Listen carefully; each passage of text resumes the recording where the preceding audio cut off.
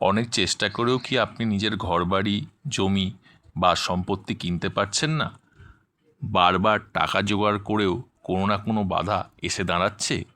তাহলে এই ভিডিওটি আপনার জন্য। শেষ পর্যন্ত দেখুন।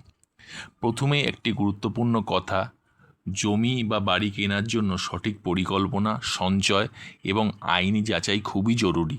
এর পাশাপাশি কিছু জ্যোতিষী ও আধ্যাত্মিক উপায় আপনার পথকে অনেক সহজ করে দিতে পারে। প্রথম উপায়, প্রতি সোমবার ভগবান শিবকে পূজা করুন। শিবলিঙ্গে জল ও দুধ অর্পণ করে বলুন, হে মহাদেব, আমার নিজের ঘর পাওয়ার পথ খুলে দাও। শিবকে বাধা দূরকারী বলা হয়। দ্বিতীয় উপায়, মঙ্গলবার হনুমানজির পূজা করুন। হনুমান চালিসা পাঠ করুন, এতে সব বাধা ও অশুভ শক্তি দূর হয়। তৃতীয় উপায়, বৃহস্পতি ভগবান বিষ্ণু বা বৃহস্পতিদেবের পূজা করুন। হলুদ বস্ত্র, হলুদ ফুল অর্পণ করলে অর্থ ও সম্পত্তির যোগ শক্তিশালী হয়।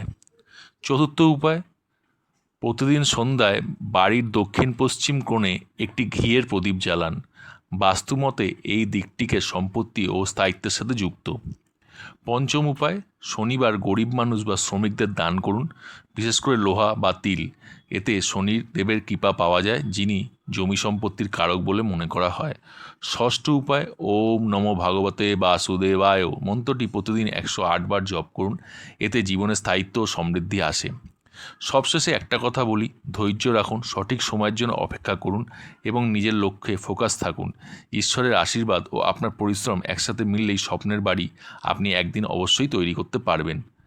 ভিডিওটি ভালো লাগলে লাইক করুন, শেয়ার করুন এবং চ্যানেলটিকে একটি সাবস্ক্রাইব করতে ভুলবেন না। ধন্যবাদ।